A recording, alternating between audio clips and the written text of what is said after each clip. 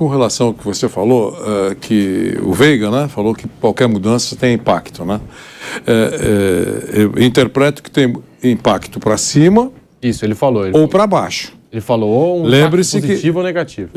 Isso, exatamente. Então eu não sabia que ele tinha falado isso, mas é isso. Nós temos aí um exemplo recente do nosso queridíssimo Vitor Pereira. Quando ele saiu, boa parte do elenco do Corinthians disse que a paz tinha voltado, que Shangri-La tinha chegado e que, pronto, a expectativa essa é uma expectativa de um impacto positivo pela saída. Não é isso? Mas não foi o que aconteceu. Então, no caso do Luiz Castro, eu pensei nessas últimas horas exatamente o que falar sobre isso. Porque eu falo, poxa vida, a gente tem que pensar. Quando um técnico é apresentado, normalmente ele é apresentado por um período mínimo de 1 ano.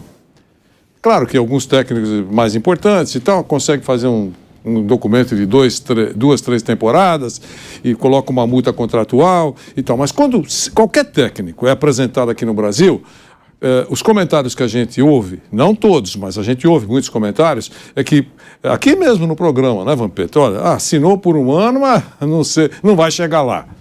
Isso ou não? Esse é o mundo real que a gente fala. Toda hora a gente fala aqui sobre isso.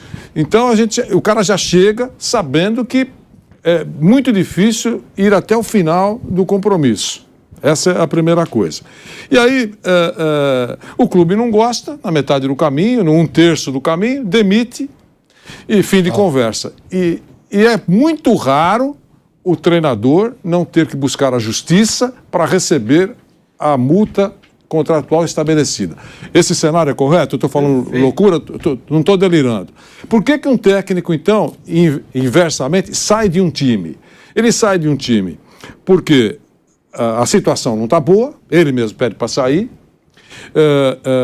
o ambiente está insustentável, aí ele pede para sair, faz um acordo lá, paga a multa, não importa, né?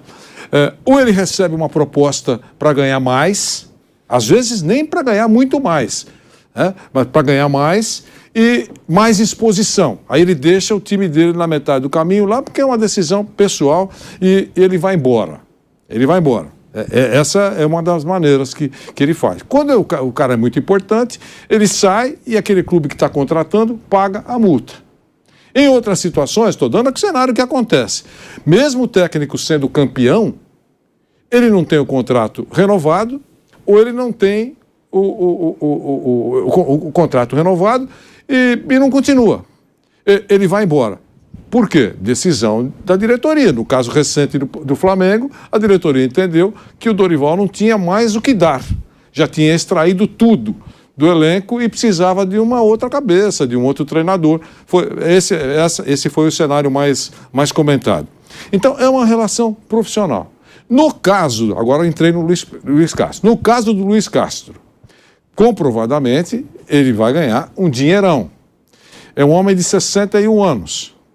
É um contrato milionário. Imagino que terá muito menos cobrança do que tem dirigindo o Botafogo.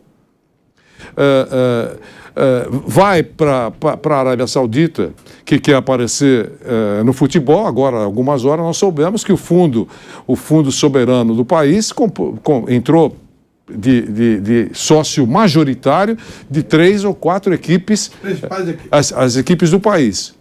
Tá certo? Porque eles querem transformar num grande campeonato, ou pelo menos que chame a atenção. Não acredito. Eu acho que vai chamar a atenção do mundo vizinho, que é briga de príncipes. Não vai chamar a atenção com muita intensidade de outros continentes. Então, essa é a classificação. Agora, por que ele foi? Para fechar. Ele foi, primeiro item dos motivos, grana, muito grana. E agora eu acrescento, pode ser que ele tenha pensado no xingamento recente em abril, 2 meses, quando estavam pedindo a cabeça dele lá no Botafogo. E aí ele pensou, quem bate esquece, quem apanha não. Isso pode ter sido uma gotinha na decisão dele, mas eu entendo que a primeira foi grana, fez conta e um abraço.